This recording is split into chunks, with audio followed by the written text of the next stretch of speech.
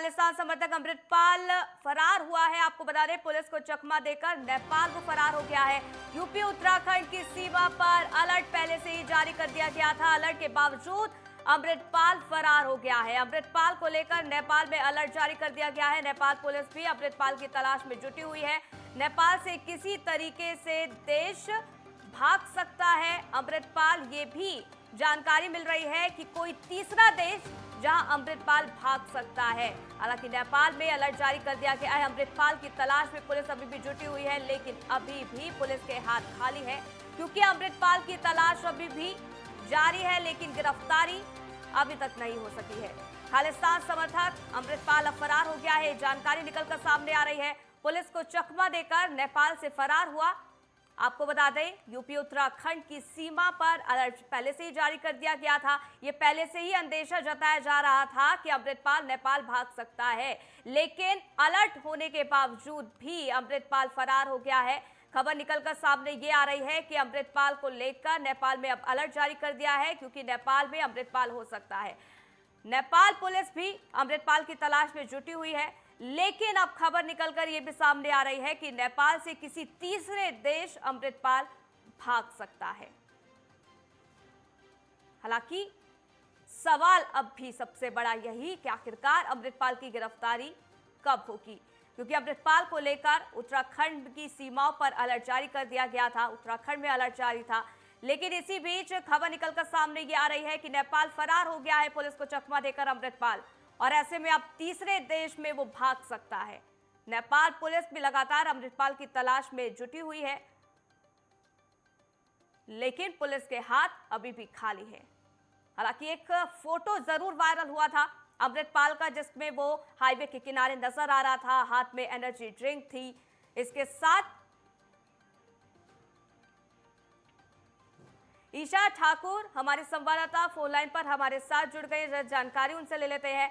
ईशा, पूरी तरीके से अलर्ट जारी कर दिया गया था यूपी उत्तराखंड के बॉर्डर पर, नेपाल भाग सकता है इसका अंदेशा पहले से ही पुलिस को था, लेकिन चकमा देकर नेपाल फरार हो गया है अमृतपाल।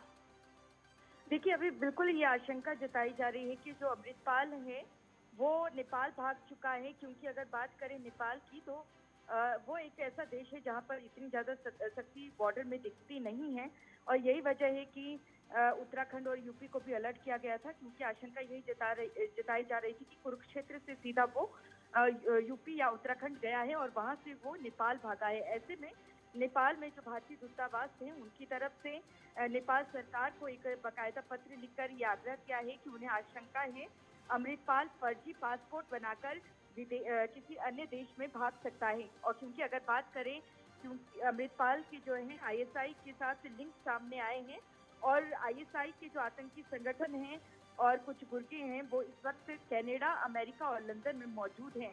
तो ऐसा माना जा रहा है कनाडा या लंदन वो भाग सकता है, और यही वजह है कि अब नेपाल में भी अलर्ट जारी कर दिया गया है, और नेपाल के जो जितने भी एयरपोर्ट हैं वहाँ बाकायदा ये सर्कुलेट जारी कर दिया गया है कि अगर कहीं भी अमृतपाल नजर आता है तो ना तो उसका फर्जी पासपोर्ट बनाया जाए और उसे तुरंत वहां पर नेपाल पुलिस गिरफ्तार करे। हालांकि पंजाब पुलिस भी इस वक्त नेपाल में मौजूद है और केंद्रीय एजेंसियों के सहारे के चलते वहां पर लगातार छानबीन की जा रही है। लेकिन अब सवाल ये खड़ा होता है, जिस तरीके से सोशल मीडिया में जो पप्पल प्रीत है, जो उसका साथी है, वो और अमृतपाल की फोटो लगातार वायरल हो रही है। 18 तारीख को जिस तरीके से पंजाब पुलिस ने जालंधर में उसका पीछा किया था, उस दौरान उसने महतपुर में एक जुगाड़ गाड़ी में जब उसकी मोटरसाइकिल पंचर हो गई थी, तब वो जुगाड़ गाड़ी में पहुंचा था महतपुर, और उसकी तस्वीर लगातार वायरल हो रही है। इसके साथ एक तस्वीर और आप देख सकते हैं कि किस तरीके से वो बियर पीता नजर आ रहा है। तो ऐसे में सवाल यही खड़ा हो रहा है कि आखिरकार जो उसकी तस्वीरें भी लगातार आ रही है कि कहाँ कहाँ वो छिपता हुआ यहाँ से भाग चुका है, लेकिन पुलिस के हाथ अभी तक खाली हैं, और आखिरकार पुलिस अभी तक क्यों नहीं पकड़ पाई है। दूसरी तरफ पंजाब हरियाणा हाईकोर्ट में भी इस मामले में सुनवाई चल रही है, और पिछली सुनवाई में पंजाब पुलिस और पंजाब सरकार को फटकार लग चुकी है कि 80,000 पुलिसकर्मी होने के बावजूद और एक केंद्रीय सुरक्षा बल होने के बावजूद यहाँ पर मौजूद है पैरामिलिट्री फोर्स, उसके बावजूद अमृतपाल भाग जाता है, जबकि उससे देश को भी बहुत बड़ा खतरा है। तो ऐसे में देखना होगा स्टेटस रिपोर्ट में पंजाब पुलिस की तफ्तीश कहाँ तक पहुंची है, और जो स्टेटस रिपोर्ट भी दायर हाईकोर्ट में की जाएगी। उसमें सरकार क्या जवाब दायर करती है वो देखने वाली बात रहेगी। लेकिन बहुत बड़ा सवाल है कि आखिरकार कब गिरफ्त में आएगा अमृतपाल। जी।